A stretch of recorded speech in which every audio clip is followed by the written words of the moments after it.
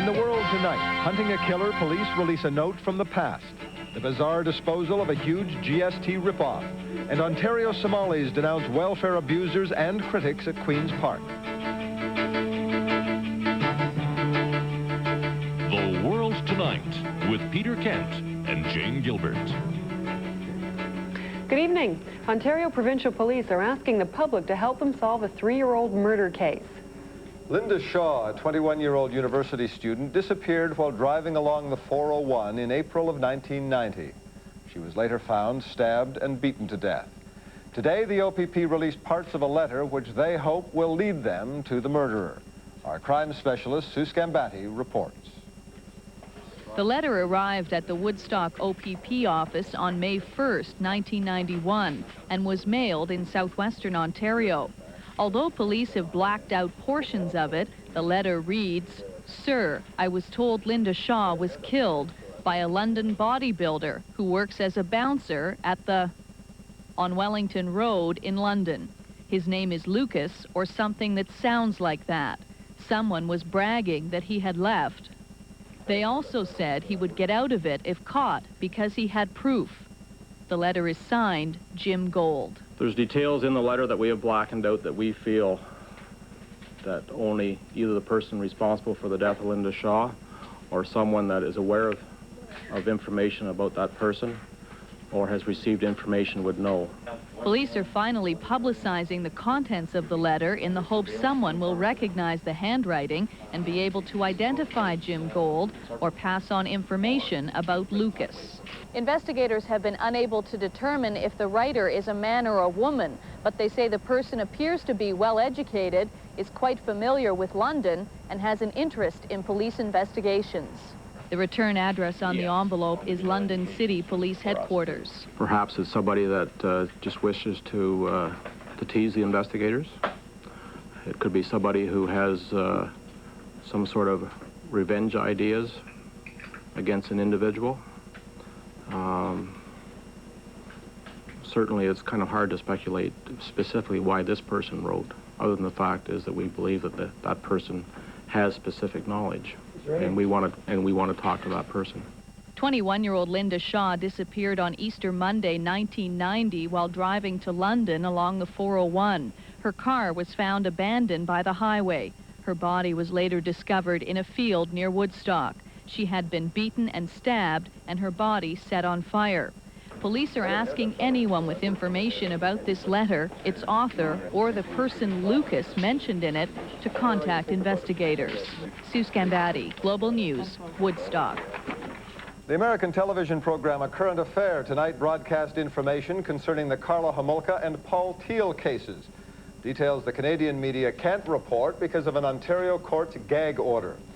The program filled in some of the blanks for its American audience and Canadians who were able to watch the episode with satellite dishes. The tabloid program also interviewed a man who claimed to be a cellmate of Paul Teal, who also claimed he had sex with Teal in jail. He said that Teal was outraged over the likeness of the sentence Homolka received for her part in the murders of Kristen French and Leslie Mahaffey, 12 years in prison. In Niagara Region, the Green Ribbon Task Force that investigated the case said tonight they will speak with the Attorney General's office about the broadcast. Parts of Southern California are still being devastated by huge brush fires. So far, 30,000 people have been driven from their homes by the raging fires, but authorities tonight are saying that the worst may be over. Helped by calmer winds, firefighters are making some progress in battling the blazes. Richard Roth reports.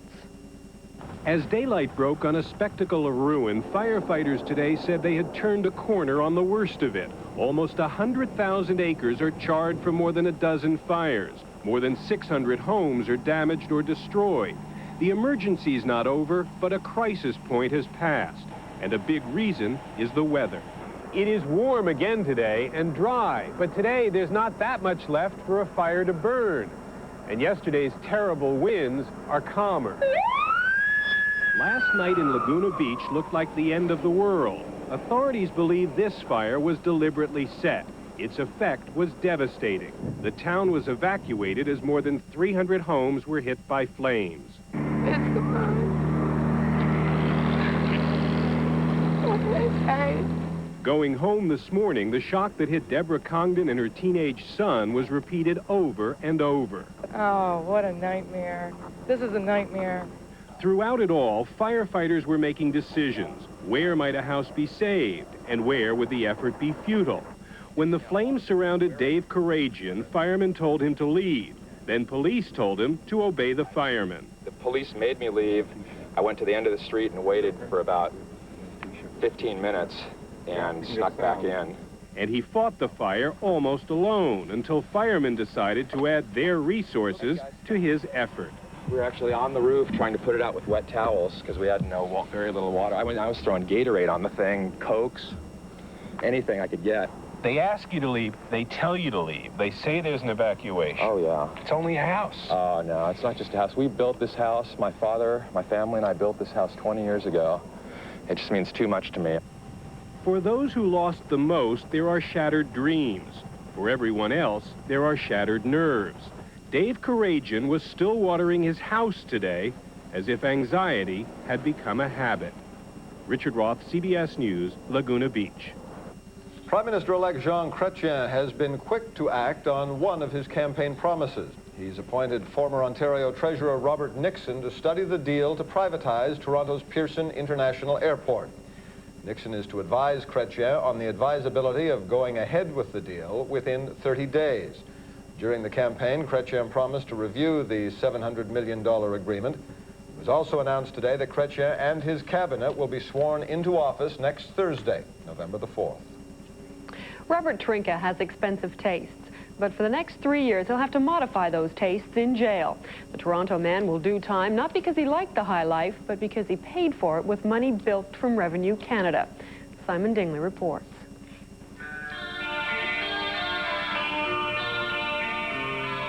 Robert Trinka loved strippers. In 1991, the 37-year-old real estate agent spent money like a drunken sailor. Over $100,000 on booze and exotic dancers in this Mississauga club alone.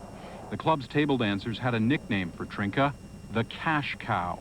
He would spend quite a bit on them because they would sit with them from like all night long for a couple hours and, charge them, a few $100s an hour or whatever. On table dancers? Yeah. And if he liked them, he'd say, don't even dance, just sit here and drink and keep me company. Trinka would visit this club and other West End establishments every day and stay until closing time. He gave one dancer $55,000 after she told him she needed breast surgery and allowed him to examine her breasts. It was common for him to spend thousands of dollars a night in the bar on champagne and hard liquor, and during one short poker game, he'd lost more than $160,000. One of the women that danced out at the taverns he proposed marriage to and actually bought a house for in contemplation of marriage, she apparently changed her mind. But not until after she'd got the house, worth $250,000. Trinka got the money by incorporating a business in 1989 and claiming it did more than $20 million in business. He received a GST tax credit of $1.34 million. Apparently, no one in Ottawa bothered to check the claim. Trinka would hint he had mafia connections. He never told what he does, though. Never told me. But he said he invests money, that's all he says. You'd think that if you somehow got a windfall of $1.3 million, you would end up in the south of France living like a king for the rest of your life. He ended up in Mississauga in taverns. Trinka lived here in the basement of his parents' home in Etobicoke. The woman who answered the door told Global News she had no comment. But the Federal Justice Department says Trinka almost pulled off the perfect crime. He very likely would have gotten away with this had he been satisfied with $1.3 million. What drew the attention of the investigators to him is that he tried it again. And like a gambler who rolls the dice one time too many, Trinka got greedy and got caught during an audit. Simon Dingley, Global News, Mississauga. Members of Ontario's Somali community held a news conference in Toronto today, partly to denounce welfare fraud by any Somalis who use support money to buy weapons for warring factions in their homeland. But the Somali leaders also accused Liberal leader Lynn MacLeod of unfairly singling out Somali refugees as welfare abusers. Global's Robin Smythe has the details. Please send them back. Members of Metro's Somali community are demanding an apology from the Liberal leader.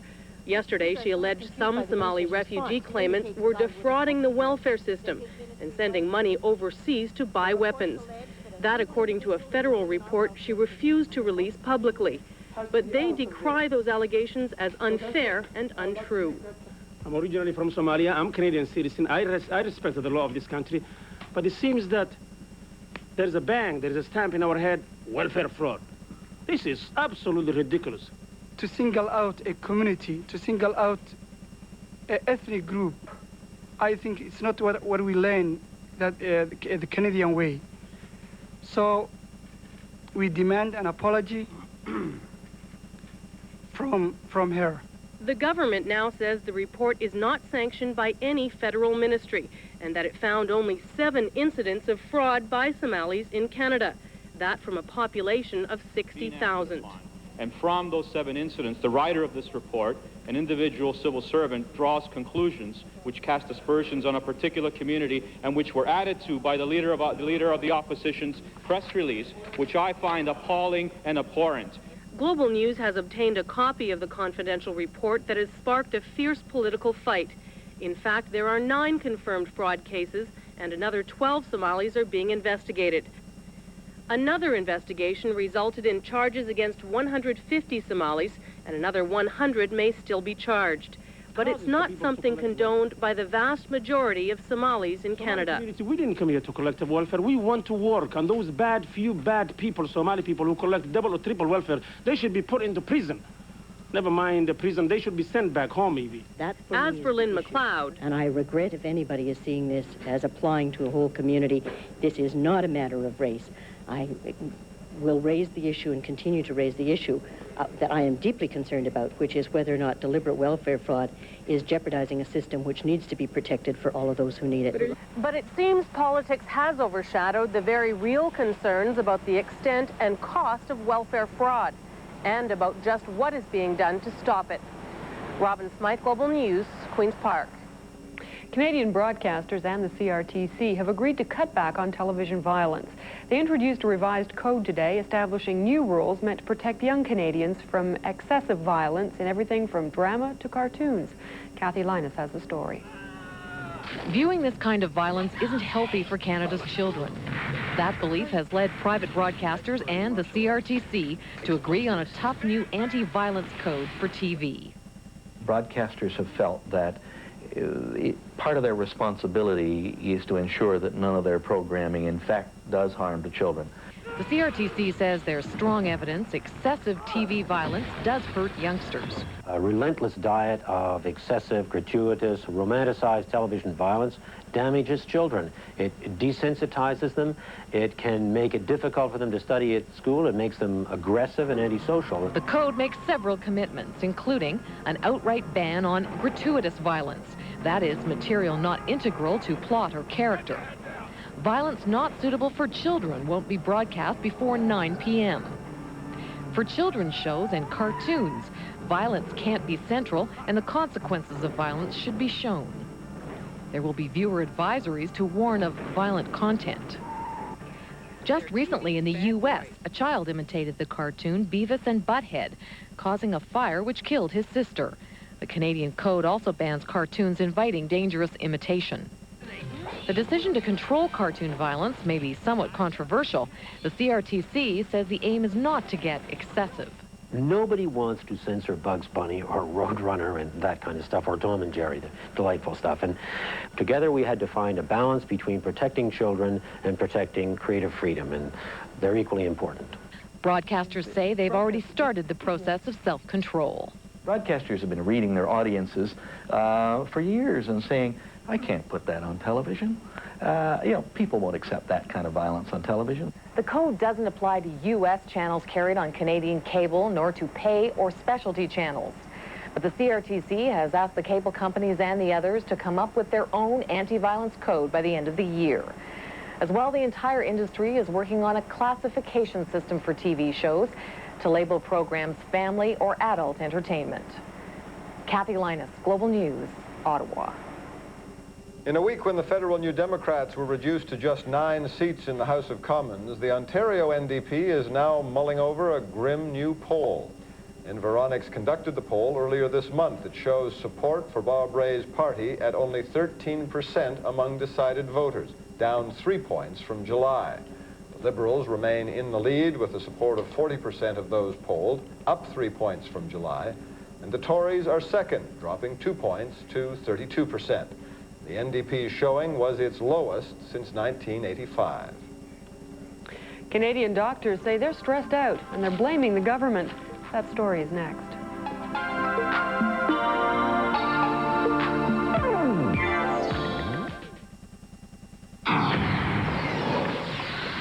You've never seen a camcorder like the Sharp View Cam. The viewfinder gone, replaced with this LCD view screen. You're right in the action. Gretzky scores? Let's go to the replay. Then, play it back instantly with color and sound. Want to see that again? The Sharp View Cam, an absolute original. So your first goal, Ty, then birthdays, graduations, your wedding, your kids, my grandchildren? In 2 short years, how far can you take a family sedan? Over 3,000 punishing kilometers to twice win Rally Australia. And now we've pushed the Elantra even further in champion style and performance, whether it's Outback or out front. Introducing the 1994 Hyundai Elantra. It's not your ordinary family sedan. I found a secret for healthy-looking, shiny hair. It comes from the inside out. My hair used to be dull, tired-looking. Then I found Pantene Treatment Shampoo. The Swiss Vitamin Institute certifies our pro-vitamin content, now with more pro-vitamins than ever. They deeply penetrate from root to tip. My hair's never looked healthier. The best I've seen it, with brilliant Pantene Shine. Pantene Pro-V, now with more pro-vitamins, makes your hair look so healthy, it shines. Don't go another day without it. I like my Jillian to look dressed up, even when she's not dressed up. Dr. Jennifer Mayer, pediatrician and mother. But one thing I won't compromise on is dryness. That's why I like these new Pampers prints. They've got great-looking patterns, and nothing keeps my Jillian drier here. Compared to the next most popular diaper, Pampers for walkers help prevent leaks better. When she's drier, she's happier. Now all the dryness of Pampers also comes in the cutest new prints. For your little prince and princess. Its effectiveness. A reason Apple Auto Glass only uses the Bond for Life system. Protect what really matters. The second annual National Survey on Canadian Doctors was released today, and some may find its findings surprising. It shows that many doctors feel they are under increasing levels of stress, and those doctors are blaming government for much of it. Our health specialist Colleen Walsh explains. For almost 40 years, Dr. Douglas Schatz has been a proud physician. He's been satisfied intellectually and fulfilled by his relationships with patients and his colleagues. I can't imagine working with a better group of people, a more dependable, more reliable, more loyal group of people than in medicine. But Canadian doctors are frustrated by the increasing regulations imposed on them by government. They are being challenged by various government and association regulations that they find restrictive. They find that stressful, and this becomes harmful to their practice, and they become irritable and less cooperative to the system. Even though in a profession that demands long, high-pressure hours and life-or-death decisions, the Medical Post's second national survey on doctors turned up some surprising findings. When we talked about the sources of stress, for doctors, 6 in 10 cite government control and regulations being the single largest source of stress. As a result of those controls, many physicians are overloaded with patients, and 50% say patient demand is also a major cause of stress. 60% of physicians say there should be a charge for telephone consultations, and 74% say patients should receive an itemized statement of their health care costs to dispel the myth that health care is free. The survey reveals 70% of doctors say today's better-informed patients are consuming more time. And while they agree the system isn't set up to spend that much time in consultation, it means patients become more responsible for their own health. Dr. Schatz says the social contract in Ontario is an example of the heavy hand of government, and it's being blamed for poor morale. Ironically, here at the North York General Hospital, they've just announced they'll have to close for non-essential services over Christmas to meet social contract demands. It's this kind of government intervention that doctors say is one of the most stressful aspects of their job. We don't see an end to this at the present time. More regulations, more restrictions, more guidelines continue to restrain enthusiasm within the profession. Colleen Walsh, Global News, Toronto. And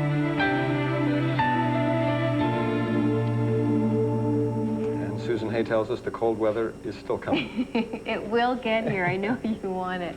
In some portions tonight, definitely colder than others, but scattered showers or wet flurries right across the board over the next 24 hours. We'll be back with Susan's forecast in just a moment. And the Las Vegas landmark goes out in style.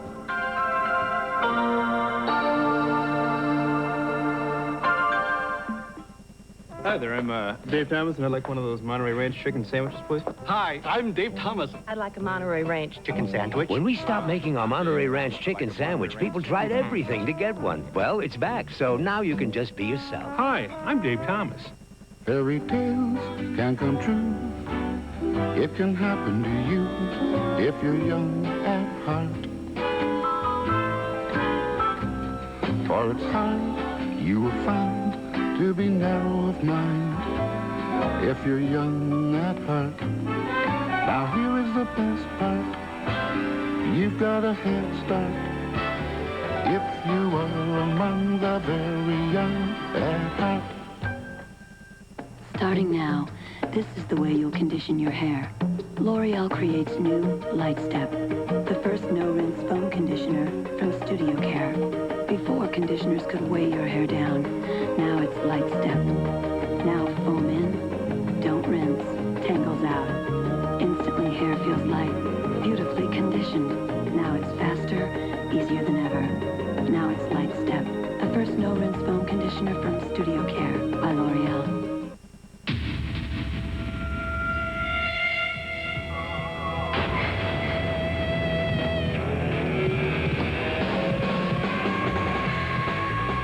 Introducing the new 1994 Acura Integra Sports Coupe and Sports Sedan. Not since Hot Wheels have cars been this fun. Tracks sold separately. Dave Thomas missed Wendy's Monterey Ranch chicken sandwich with its breaded seasoned chicken breast, Monterey Jack processed cheese, and creamy ranch dressing with real bacon on a toasted Kaiser bun. So he has something to say. It's back. An improperly installed windshield could cause a car's airbag to lose its effectiveness. A reason Apple Auto Glass only uses the Bond for Life system. Protect what really matters. Apple Auto Glass.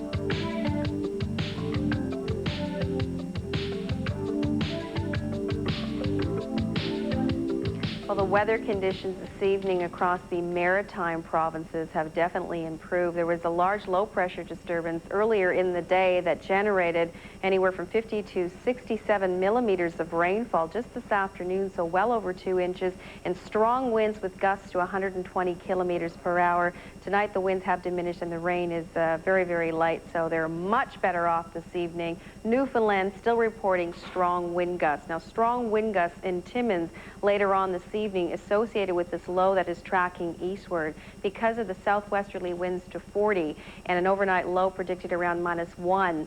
Wind chill values predicted around -15 in Timmins with more scattered flurries on the way, and this low is tracking eastward, as I mentioned, continuing with the snow in the northwest.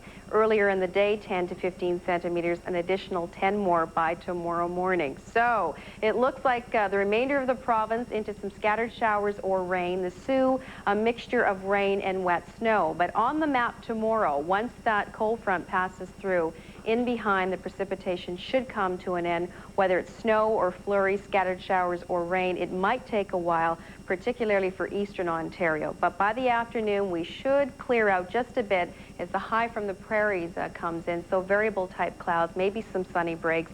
In other areas, mainly just a cloudy day. Winds will be out of the south or southwest tomorrow. Gusts to about 40, and then by the afternoon, a westerly circulation. This weekend, a northwesterly circulation, and temperatures are really going to fall off and be quite cold out there.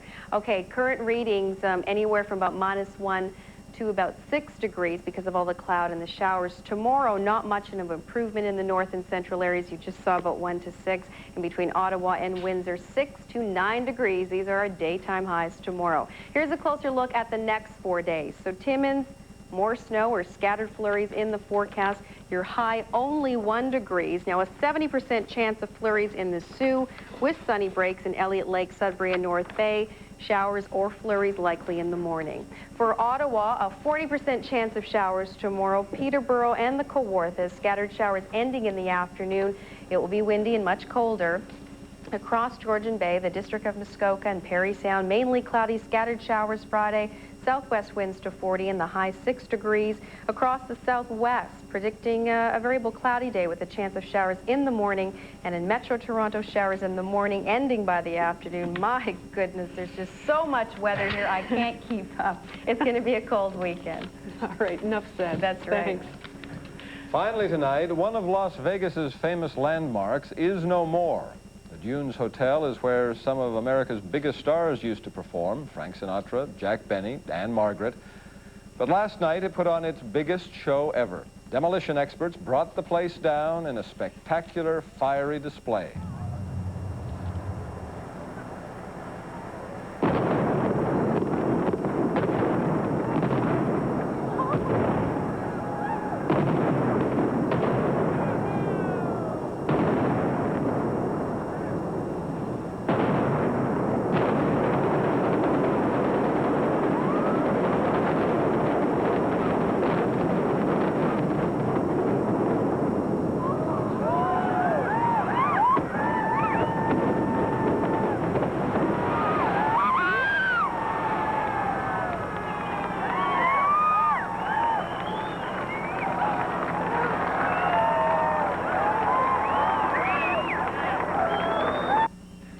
About the third time I've seen those pictures tonight, and they continue to amaze me. That's fabulous. the weather on the weekend, too. No, no, don't say that. That's our report for the world tonight. For all of us here, I'm Jane Gilbert. And I'm Peter Kent. Global's next newscast tomorrow at noon. Stay tuned now for Sportsline with Jim Tatty and Mark Hebscher. Good night. Good night. Good night.